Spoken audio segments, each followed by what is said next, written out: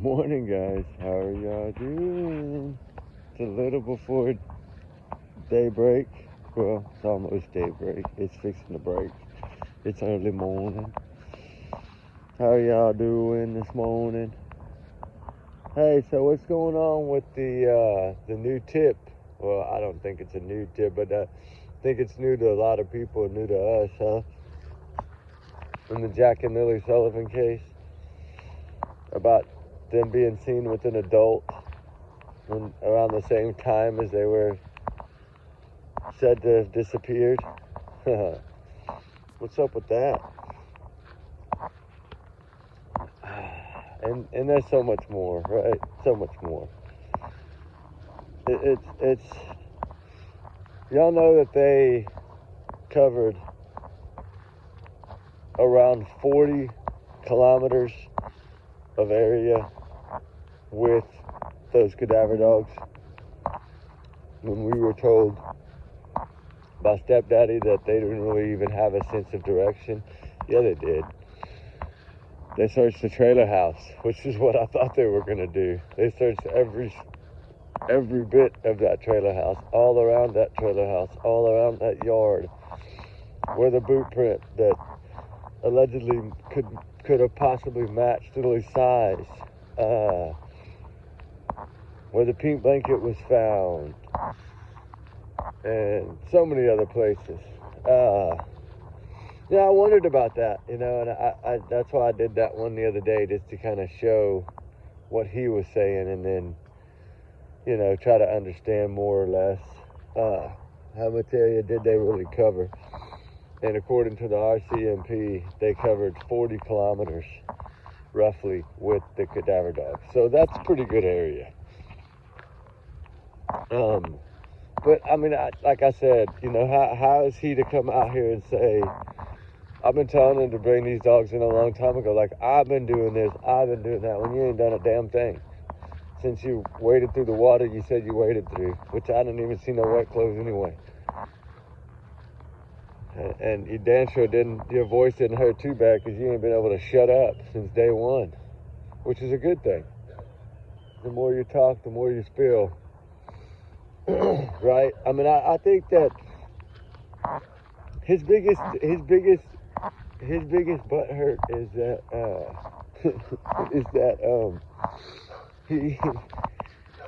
nobody still believes him. Well, I mean, he's got a couple of people, but I think they believe him for different reasons. I think some people do this for the simple fact of attention.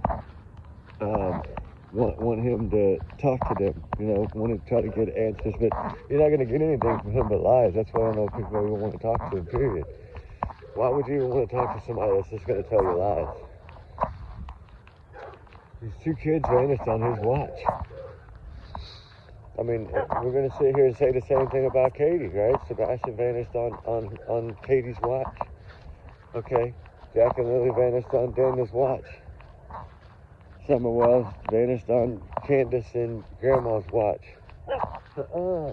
So you gotta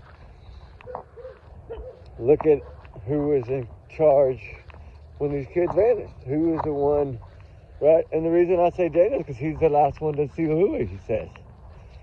We never heard Mama say she saw Lily that morning. She never said that. She contradicted everything he said. Like, everything he said, she said the opposite. Plus, she packed her bags and left. She didn't talk to that dude no more. Well, there's a reason for that. I mean, what other reason would you have for just leaving someone you supposedly, allegedly love, according to him? But we only heard his side of the story, and I think that's what really made this harder for a lot of people, is because she never spoke to defend herself or to try to give her side of the story. So we just, everybody was just listening to what he had to say, because she wouldn't say anything. But she wouldn't say anything because evidently she was told by law enforcement not to say anything. So I don't know which direction to go in here. I think they're both guilty of something. But I think more or less whatever happened to these children happened on Daniel's watch. I think I don't think Malaya was awake when it happened. I don't think, or she wasn't aware or something. I just don't see it because it's two total opposites. You know, one, she won't even talk to him, right? Remember, she blocked him and all. He kept telling everybody that it's his business. But he was trying to get people on his side. That's all he was doing. He was trying to win the people over. Just like Chris Proudfoot did. He was trying to win the people over. And if y'all remember when Seth started getting stronger, like, what happened then? Chris started getting louder. When people started supporting Seth, Chris got madder and madder. And he tried to get people to not support Seth. Right? Here, it was the same finger pointing. Only difference is because she had burned off and left him and didn't give a good explanation. But he knows down deep why she left. He knows why Malaya left. He's not stupid. If this is someone you really loved and y'all had such a good, wonderful relationship, then you know exactly why she left. You don't need to tell the world that you don't know why. You know why. I mean, that's the thing. Until you will ever get to hear her side of the story, I don't care about a letter that we don't know that's written by her or not. Like, you can't go by things like that because we don't know that. Now, if it would have been like Jaden Spicer's mom, hand the letter forward like she gave the letter, yeah. But I don't trust none of that stuff. And because you don't ever know who's behind what. And I'm not saying both of them are acting guilty as hell to me.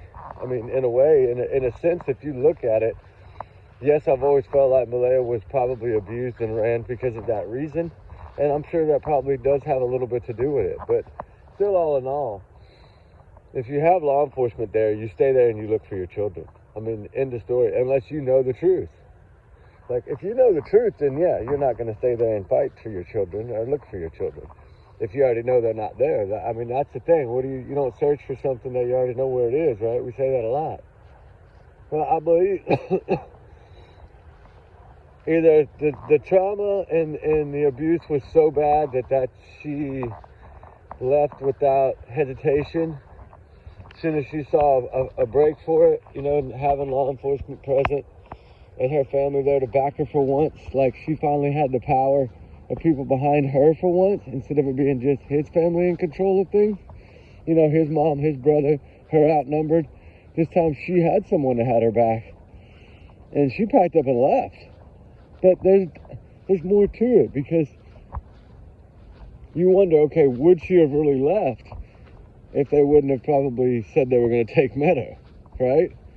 I don't know that. We don't know that. That's the only one thing we don't know, but it looks like it because she blocked him from everything. But was she told to do that? Or did she automatically think, okay, he's going to flip this on me because he already told me so last night, right? Did he already threaten her before, right? That's the rumor that I heard, that he had threatened her already the night before. He had threatened her, or that morning early, he had threatened her, that if she didn't tell what he said, that, he would, drag her in the mud or whatever. That's what I was always told, but you don't know what to believe anymore. All we can really believe is what the law enforcement tells us. This is very suspicious. All that cadaver dog searching, that 40 kilometers that they searched, whatever areas they targeted, they had them targeted for a reason. And that's why I wondered, okay, these guys are not going to spend this kind of money and get these people to bring their dogs and come down here and do these things if they don't have a mapped out plan. And now, because he said, remember that, well, they didn't even know where to look. They didn't know nothing. Like, Daniel tried to down talk these people. Like, talk crap about them. Like, they're unprofessional and this and that and the other. That's what he made it out. That's right. That's what I got from what he said. They were asking me, like, what do you want us to think that, oh, they came to you because they trust you? No. They come to you because it's your property. I mean, they already had areas in mind. Believe me, law enforcement didn't. The RCMP and the crimes unit investigators did not just bring some random dogs and say, all right, we're just going to go. No, they already had a map of plan, and I had a feeling of that. I thought that was funny, though, that he would Daniel would be that way, like dig his hole a little more with him. I mean, I think he thinks that he's going to win because he passed his poly. But it doesn't matter. Like I said it before, I said 1,000 times that Ted Bundy passed a lie detector test too. And so many others. So that's not going to make a difference. Daniel, that doesn't matter. What matters is where's Jack and Lily? Where are these little angels? What happened to them? And what's this tip about, an adult being seen with them when they're supposed to be gone? What's that about? That's like all over. It even comes up when you Google under AI too. I'm learning how to Google these things now. I never did that before, but like if I hear it, then I know I can go check it a different way. And I don't know if I trust AI 100% on that, but I don't think I do. I'm not a big fan of AI, but I'm learning to use it as a tool, like to answer questions that I might have as far as, something that I might learn. I need to double check it and make sure that it's been put out by the RCMP or them. So you can just go to their websites and check for, that kind of stuff and try to locate it that way. But what's crazy is what Daniel doesn't see, I guess, is that they brought these dogs in there for a reason. That's just one more check mark they wanted to put on their probable cause folder, I think. Because I do think this case will come down to the probable cause. I really do. Stop. It's just a buzzard. My goodness.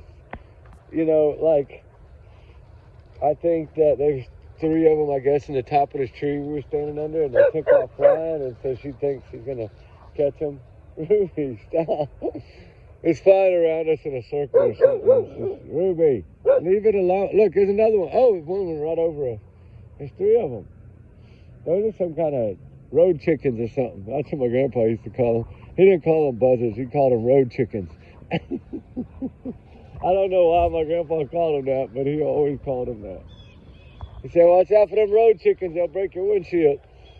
Yeah, like if you see them, you start honking immediately and slow down. Don't be going fast. They'll fly right into your window. So growing up, I always like road chickens. I always called them road chickens, and then, oh man, it's so embarrassing when somebody calls them. You're like, nah, my grandpa said. But anyway, y'all get what I'm saying on that. But that's kind of an old school thing, I guess. I don't know. Anyway, I just feel that, like, they did these things for a reason, right? I got sidetracked when those buzzards flew out of that damn tree, but he doesn't look at it the way I guess I look at it as, okay, they're bringing those dogs for a reason, right? Just like they do in a lot of these cases. Like, if they don't find anything around that property and around that trailer and around that home, and they don't find these children, then to them that means they didn't wander off on their own. So he's not looking at it, I don't think, as the way that they look at this. I'm looking at this based on if they're trying to build this based on probable cause. Because it is the largest search in the history of the Canadians. I mean, come on, dude. It's they're going to have to find something. They're going to have to do something. And I think they know that they're going to have to do something. This thing is not going to go away. And I don't think they want it to go away, honestly. I think they're at a point now to where they got a second boost of wind for some reason. Law enforcement, RCMP, they got something because they're running around like chickens with their heads cut off right now. Supposedly, I mean, you're talking 9,300 videos they've been sent. They have received 9,300 plus videos, surveillance videos, businesses all around everywhere, all over, different cities, different counties. Like they mapped out some serious grids, like to go try to find ring cameras on all these roads. Any road that intersects to that area, from what I was told, that they they've gone through and tried to find any kind of trail cam, security cam, ring cam, any kind of cam on a barn or a gas station on all those little roads around there. They can eliminate out, I guess, any vehicles, I'm guessing. That's what I think. But the thing is, them buzzards are not going to land again. They're getting higher and higher. They're going to be gone. But, you know, I don't know. I guess I look at it differently than he does. Because I guess we've seen so many of these that we learn that why they do what they do, right? Ruby, you just about spun me in the circle and flipped me over. You know, they got to try in every way possible. I mean, I was a little shocked at how long they waited to bring in the dogs, but I knew something brought this up. Something made this happen. Something made this possible, right? You gotta remember, everything's on a budget here. Okay, they spent a buttload of money on this case, and it's like, I don't know, it's like they just got a whole new budget. I mean, they're doing so much around behind closed doors over there. Not just with the dogs, but all kinds of stuff. I mean, you know, the boot print, well, one of the boot prints evidently was the same size as little Lily's, but and I'm hearing mixed things on that too. Someone through the grapevine told me that it looked like that the boot print was man-made because it wasn't like deep enough for the weight of what Lily would have been. Now, I don't know if they've said that honestly. That's just what I heard, and I was like, wow, maybe that's why they've talked so much about it. Do they think that it was planted? Is that what this is? And I was trying to think, well, I think they thought something was planted all along. You know, kind of the way they talked about the case. And I mean, I still can't get out of my head that what they said in the beginning of all this, like, you know, within a week, that they didn't feel that Jack and Lily were with us anymore. That they, you know, had already gone to heaven. That's what, man, that's what they said. And I've never been able to get that out of my head. I don't know why it hung on me, but man, it stayed there. I couldn't get it out of my head. And I keep thinking, well, why would they say that? Like, if they didn't have any evidence to prove that, why would they even bring that up? That's how important to me that is. That's serious. When you start talking about you think these children are not alive anymore, that's a big difference to me. So what led them to believe that? Right? What did lead them to believe that? I don't know. I really don't know what led them. But so many things don't add up in this case. And like, it's too many people know the truth. That's what's so crazy about this thing, is that you watch Daniel, you watch his brother, you watch his mother, you just see it in their faces, to me. And I know that's just my opinion, so don't take my word for it, but you know what I'm saying? Like, I see their faces and I see them, and it's like, man, they just like they're hiding something. The mom especially. Daniel's mom really gets on me. Like, she gets under my skin for some reason. Stop with her way of, just the way that she, I don't know. Just the way she carries herself, the way she, it's that speech that she gave, you know, when she talked about Jack and Lily so calmly, so plainly, like they were inside the house, the way she was talking about them. And no emotion, no tears, no, like they weren't even missing enough. And those, enough. And those kind of things just really stuck to me, because I felt like, okay, this is a grandma. I look at the other grandma, right? I look at Grandma, they didn't even get to see these grandbabies that often.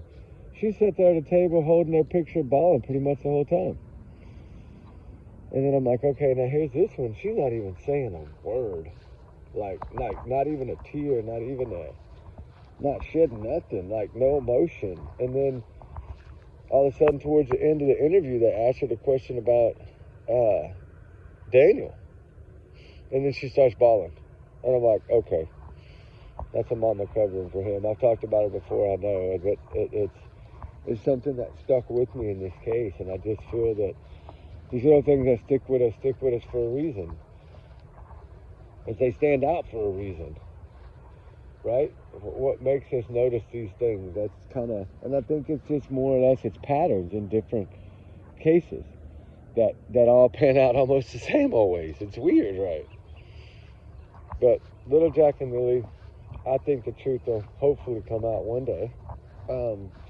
I do think they might be trying a different approach here as far as trying to build something different, but they're definitely doing something behind the scenes because there's a lot of activity going on, which is a good thing. I think that they're learning. The more little tools they use, the more little budgets they get together and try these other different options like cadaver dogs, I think that did a good thing for them because at least it checks off a few things for them.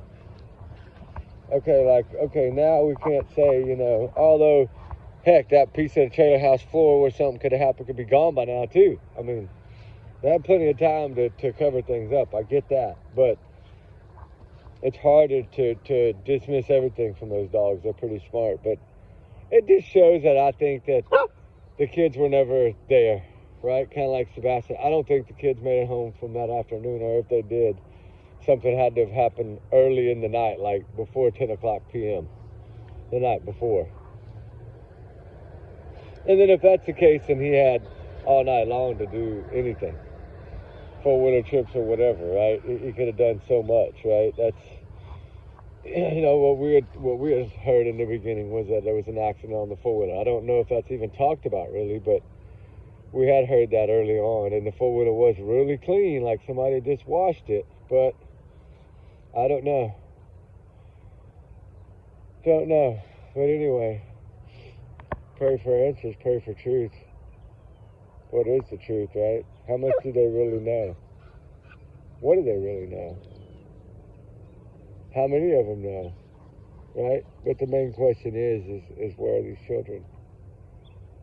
Where are the children? Wow, that's a pretty sunrise right there. There's nothing up that hill that you're barking at, nothing.